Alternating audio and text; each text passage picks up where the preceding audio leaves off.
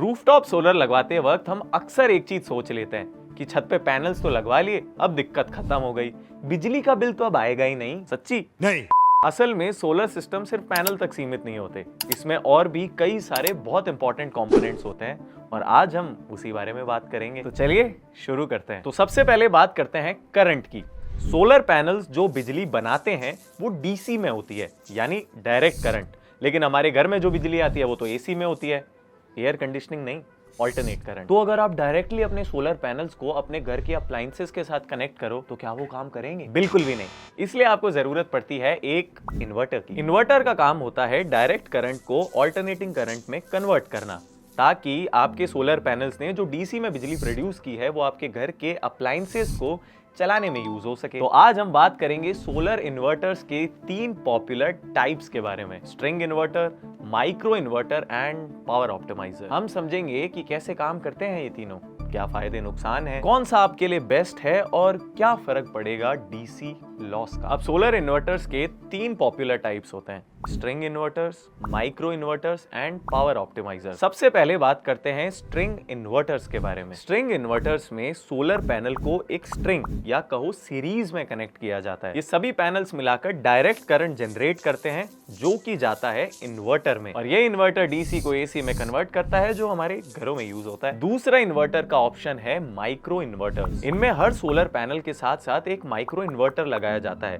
जो कि instantly DC को एसी में कन्वर्ट कर देता है। इसका फायदा क्या है? इससे हर पैनल इंडिपेंडेंटली काम करता है। अब क्योंकि हर पैनल के साथ एक इन्वर्टर लगा है तो अगर एक पैनल में कोई दिक्कत है तो वो बाकी पैनल्स को अफेक्ट बिल्कुल भी नहीं करेगा। अब आपका तीसरा ऑप्शन आता है पावर ऑप्टिमाइजर्स। पावर ऑप्टिमाइजर्स ऐसे डिवाइसेस होते हैं जो आपके सोलर पैनल्स के साथ लगाए जाते हैं। या तो ये हर पैनल के साथ लगाए जाएंगे या फिर हर 2 पैनल के बीच में एक। अब इनका काम तो माइक्रो इन्वर्टर जैसा ही होता है, लेकिन ये डीसी टू डीसी आउटपुट देते हैं। अब इनकी खास बात क्या है?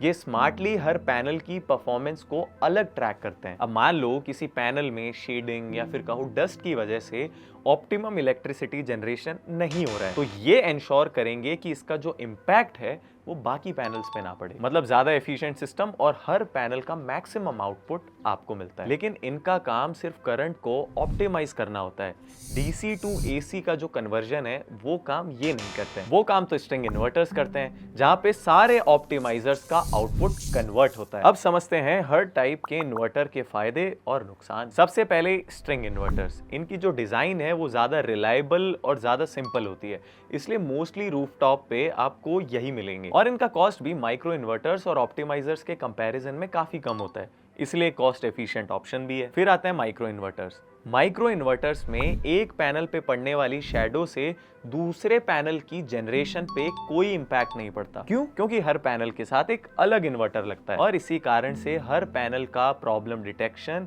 एंड मॉनिटरिंग करना काफी ज्यादा सिंपल है। उसके ऊपर से ये कम वोल्टेज पे काम करते हैं, जिसके कारण आपका जो सोलर सिस्टम है वो ज्यादा सेफ रहता है। और आखिर में पावर ऑप्टिमाइजर, जो अनइवन शैडो वाले कंडीशन में भी ऑप्टिमम पावर आउटपुट देते हैं। इनका काम क्या होता है? बड़ा सिंपल, हर पैनल के आउटपुट को ऑप्टिमाइज करना, भले ही छाव हो या फिर लाइट अनइवन हो। इसमें हर पैनल का अलग से मॉनिटरिंग यानी मॉड्यूल लेवल मॉनिटरिंग पॉसिबल है। अब अगर आपका रूफटॉप डिजाइन बड़ा कॉम्प्लेक्स है, जैसे पैनल्स अलग अलग डायरेक्शन में लग रखे हैं या फिर छत फ्लैट नहीं है, तो भी ऑप्टिमाइजर्स इजीली एडजस्ट हो जाते हैं बिना किसी प्रॉब्लम के। अब ये तो थे इनके फायदे, लेकिन हर सिस्टम के कुछ नफा नुकसान भी होते हैं, तो चलिए उन्हें भी समझ लेते हैं। सबसे पहले बात करते हैं स्ट्रिंग इन्वर्टर्स के नुकसान की। इनका सबसे बड़ा प्रॉब्लम यह है कि ये शैडो के लिए सेंसिटिव होते हैं। मतलब एक पैनल पे भी छाया पड़ गई तो पूरे स्ट्रिंग का जनरेशन गिर जाता है। दूसरा ड्रॉबैक क्या है? मॉड्यूल लेवल मॉनिटरिंग की कमी। सिंस सारे पैनल्स एक ही स्ट्रिंग में जोड़े जाते हैं, आप किसी एक पैनल का अलग से मॉनिटरिंग कर ही नहीं सकते। फिर आते हैं माइक्रो इन्वर्टर्स,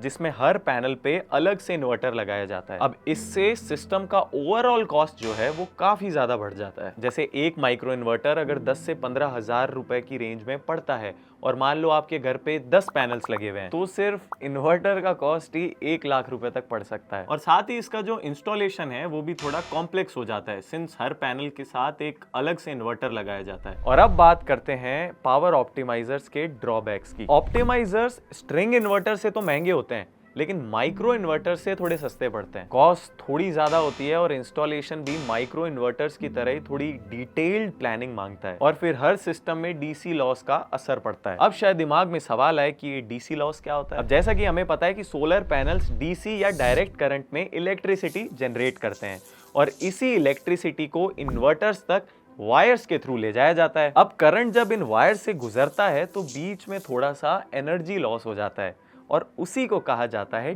डीसी लॉस। ये लॉस ज्यादातर लॉन्ग वायरिंग, थिन वायरिंग या फिर पुअर कनेक्शंस की वजह से होता है, और पैनल से लेकर इन्वर्टर तक का जितना लंबा डिस्टेंस होगा उतना ही ज्यादा आपके डीसी लॉस होगा। अब इस डीसी लॉस को कम कैसे करें? अब डीसी लॉस से बचने के लिए वायरिंग्स का डिजाइन सही होना चाहिए, साथ ही वायरिंग की क्वालिटी भी अच्छी होनी चाहिए, और अगर पॉसिबल हो तो डायरेक्ट करंट को तुरंत ही ऑल्टरनेटिंग करंट में कन्वर्ट कर देना चाहिए, जैसे माइक्रो इन्वर्टर्स करते हैं। तो चलिए अब देखते हैं कि हर इन्वर्टर सिस्टम में इसका क्या असर पड़ता है। स्ट्रिंग इन्वर्टर सिस्टम में डीसी वायरिंग काफी ज्यादा लंबी होती है, क्योंकि सारे पैनल्स को एक ही जगह पे अपना करंट भेजना होता है। अब लंबी वायरिंग होगी तो एनर्जी लॉस या कहो डीसी लॉस हो सकता है, लेकिन अगर स्ट्रिंग इन्वर्टर्स का डिजाइन अच्छे से किया हुआ हो तो स्ट्रिंग इन्वर्टर्स में भी डीसी लॉस 2% से कम होता है। अब बात करते हैं माइक्रो इन्वर्टर्स की। अब सिंस इनमें डीसी टू एसी का कन्वर्जन हर पैनल पे तुरंत हो जाता है, तो इसमें वायरिंग काफी छोटी लगती है, और इसी वजह से डीसी लॉस भी ना के बराबर होते हैं, हेंस एनर्जी एफिशिएंसी ज्यादा होती है। एंड आखिर में आते हैं पावर ऑप्टिमाइजर। इनमें भी जैसे स्ट्रिंग इन्वर्टर्स में होता है,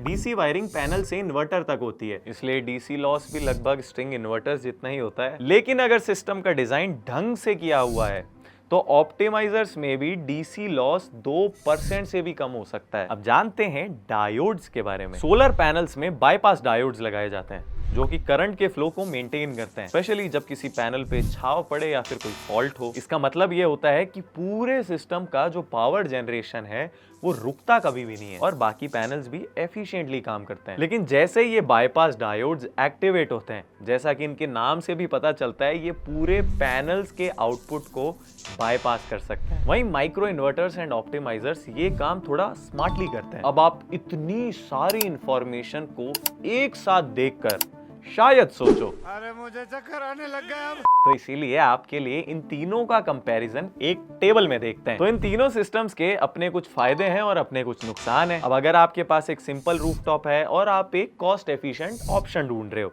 तो स्ट्रिंग इन्वर्टर्स आपके लिए एक अच्छा ऑप्शन हो सकता है। लेकिन अगर आपको शेडिंग से बहुत ज्यादा दिक्कतें होती है और आप चाहते हो हर पैनल की इंडिविजुअल मॉनिटरिंग करना, तो उस केस में micro inverters and power optimisers में be a better option for you. Micro inverters थोड़े से महंगे हो सकते हैं, लेकिन उनका रिलायबिलिटी और एफिशिएंसी आपको लॉन्ग टर्म पे फायदा देता है। पावर ऑप्टिमाइजर्स भी एक बेहतरीन ऑप्शन है, जो कि कॉस्ट को बैलेंस करते हुए अच्छी परफॉर्मेंस देते हैं। अब देखो, हर सिस्टम की अपनी एक जगह है, तो आपको ये देखना है कि आपकी क्या नीड्स हैं और आपका बजट क्या है। अब कोई भी सिस्टम आप चूज करो, जो सबसे इंपॉर्टेंट चीज है वो है इनकी परफॉर्मेंस और एफिशिएंसी। तो ये था हमारा detailed video on the main 3 types of solar inverters, string inverters, micro inverters and power optimisers definitely. तो अगर ये वीडियो पसंद आया तो लाइक करें, शेयर करें एंड सब्सक्राइब भी करें, ताकि आपको और भी ऐसे इंफॉर्मेशन भरे हुए वीडियोस रेगुलरली मिलते रहें।